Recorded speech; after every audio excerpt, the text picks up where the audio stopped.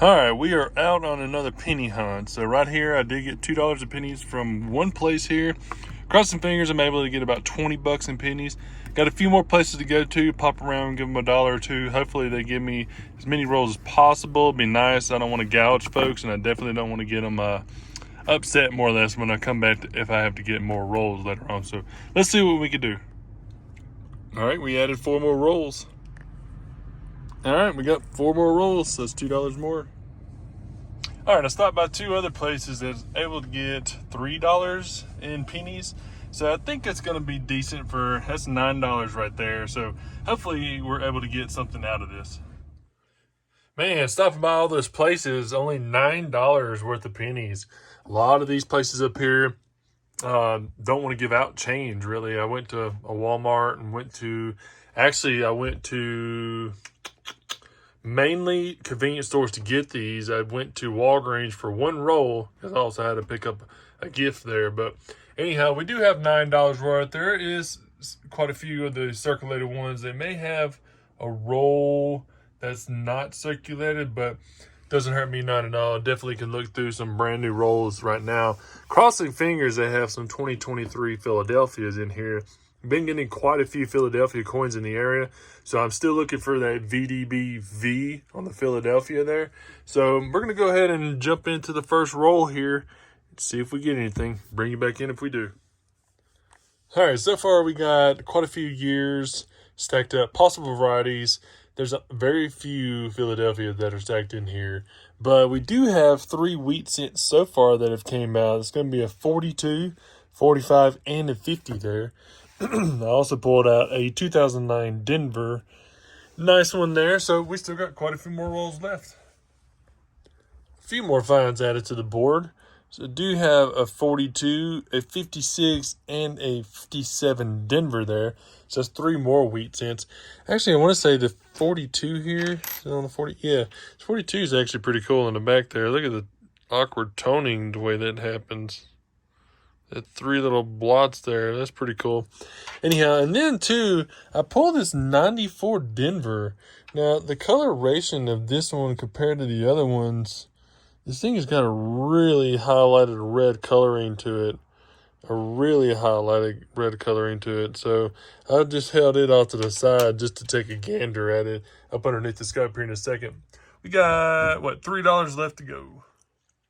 That is all $9 worth of pennies there. So we did get 1 more wheat cent there. That's going to be a 54 Denver. We added a couple more of the 2009s here also. So Denver's and then the Philadelphia's there. Now I did pull over another coin here to the side. Actually, I think this one just had the toning on it. And that toning that's on the bottom here by the jacket there. Pretty interesting the way the toning was on this one. Pretty coin. I don't think the reverse had just a smidge right here on this side. Anyhow, pretty coin. Going to check under the scope here in a second. Did add some more varieties to it. Let me go ahead and go through everything in here, and I'll bring you back in. Got a 1986 Philadelphia up under the scope here. I pulled it off the side because just my eyeball view of it, it was a lot of scratches, a lot of abrasion marks, and putting it up under the scope, you can see them everywhere. It's basically mint, and then you come up here and I'm guessing you would call it an abrasion on there. And let's see if we can zoom in some. Hang on one sec. Which one am I on? Oh, this one.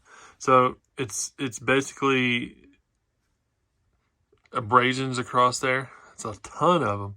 It's all across it. In God we trust. But it's interesting here.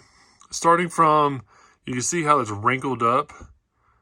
From right here, it's wrinkled across there. It looks like this is a crack, and this crack goes all the way around the edge. It goes through the edge of that L, goes all the way down here back to where his jacket is basically at, or where the coat of the basically stopping right here. So that was an interesting one there. I think there was something else on here. No, maybe not. Let me back up some. All right, so backing out, and then, like I said, the front side here, it is just, look at all the abrasions on there, a ton of them. But what is crazier is the reverse, too, because the reverse has a huge crack into the building here. There's some damage, looks like, but it almost looks like, see this right here? The T, like the metal of it, is basically pushed up. It's almost like it was peeled off of here and pushed up to the rim. So this right here, this T is coming off of it. And then as I mentioned, this crack that goes down through here, but then this right here. So is that going to be a strike through area there? It goes all the way through the E, all the way into the building. And then if you come down here to the bottom right of the building, there's the crack also. Or the die crack, yeah. So a lot going on with this one here. This was just eyeballing. I was like, well, maybe I'll pull it off to the side, just take a gander. And you see all the abrasion marks. Some of them are going this way and some of them are going up and down. So it's kind of wild on this coin. Actually, there's a crack there too. Yeah, I guess I didn't see that portion of it. But yeah, there's a crack there also.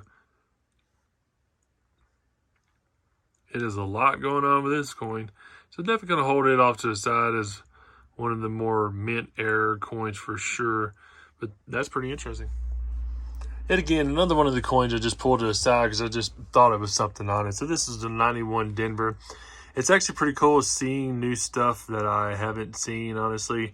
As you see here around the edge of the head, all the way up over the top of Lincoln's head. It actually curls back around here to his hairline, which would probably be machine doubling.